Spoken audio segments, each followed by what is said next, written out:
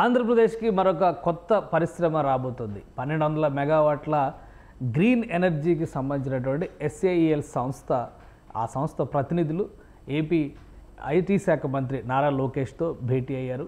1200 మెగావాట్ల ఉత్పత్తి సామర్థ్యం ఉన్నటువంటి సౌర విద్యుత్ ప్లాంట్లని ఆంధ్రప్రదేశ్లో ఈ సంస్థ ఏర్పాటు చేయాలనేటువంటి ఆలోచనతో ముందుకు వస్తుంది. దీనికి సంబంధించినటువంటి సారాంశాన్ని నారా లోకేష్ ట్వీట్ చేశారు. ఈరోజు పలువురు ఇండస్ట్రియలిస్టులతో ఆయన భేటీ అయ్యారు. అందులో కీలకమైంది ఎస్ఏఈఎల్ సంస్థ. ఈ ఎస్ఏఈఎల్ సంస్థ ఏంటి, దీని నుంచి ఆంధ్రప్రదేశ్కి కలిగేటువంటి ప్రయోజనాలు ఏంటి, లోకేష్ ఏం చెప్పారో ఒకసారి చూద్దాం. లోకేష్ ట్వీట్లో పేర్కొన్నటువంటి అంశం ప్రకారం చూస్తే కూడా ఇందులో ఒక క్లారిటీ ఇచ్చారు లోకేష్. ఎందుకంటే రాబోయేటువంటి రోజుల్లో గ్రీన్ ఎనర్జీకి ప్రత్యేకమైనటువంటి ప్రాధాన్యం ఉంటుంది. అలానే ఆంధ్రప్రదేశ్ ప్రభుత్వం కూడా కొత్తగా గ్రీన్ ఎనర్జీ పాలసీని తీసుకొచ్చింది. ఈ పాలసీ ప్రకారం అనేక సంస్థలు ఆంధ్రప్రదేశ్లో పెట్టుబడులు పెట్టేందుకు సంసిద్ధంగా ఉన్నాయి. అందులో ముఖ్యమైనటువంటివి టాటా సంస్థకు సంబంధించినటువంటి కంపెనీలు కూడా ఇన్వెస్ట్మెంట్స్ చేయబోతున్నాయి. అలానే రిలయన్స్ గ్రూప్ నుంచి పెద్ద ఎత్తున ఇన్వెస్ట్మెంట్స్ రాబోతున్నాయి. సో ఈ నేపథ్యంలో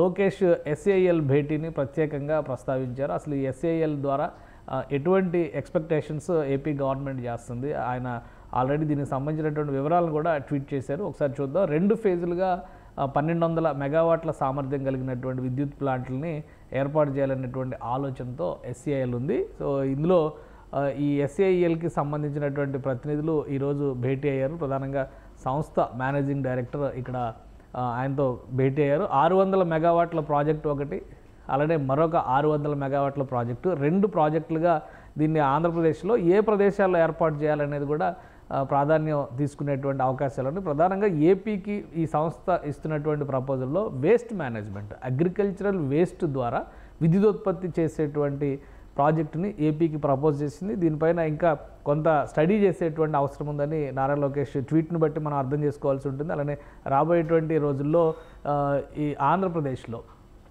గ్రీన్ ఎనర్జీస్కి సంబంధించి హైడ్రోజన్ కానీ, గ్రీన్ హైడ్రోజన్ కానీ, అలానే సౌర విద్యుత్ కానీ, విండ్ పవర్ కానీ, చెత్త నుంచి విద్యుత్ తీయడం కానీ, అలానే కంప్రెస్డ్ బయోగ్యాస్కి సంబంధించినవి, కంప్రెస్డ్ బయో ఎనర్జీస్కి సంబంధించినటువంటి ప్రాజెక్టులు కూడా పెద్ద ఎత్తున రాబోతున్నాయి.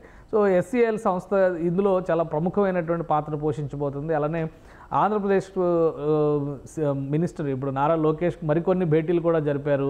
ఇక్కడ చూస్తే కనుక ఆయన ట్వీట్లో ఎన్డీబీ బ్యాంకుకి సంబంధించి, నార్ ఫండ్కి సంబంధించినటువంటి ప్రతినిధులతో ఈరోజు వరుస భేటీలు జరిగినట్టుగా ఆయన ట్వీట్ చేశారు. సో ఇది ట్వీట్స్ పరంగా చూస్తే ఆయన భేటీల సారాంశం. అయితే ఏ విధంగా ఆంధ్రప్రదేశ్కి ఈ ఎస్ఏఈఎల్ సంస్థ ఎనర్జీ కాబోతుంది, sustainable and affordable energy for life, ఎస్ఏఈఎల్ అనేటువంటి దాని అబ్రివేషన్ పూర్తి పేరు చూస్తే కనుక sustainable and affordable energy for life. ఇది ఢిల్లీ బేస్డ్ కంపెనీ.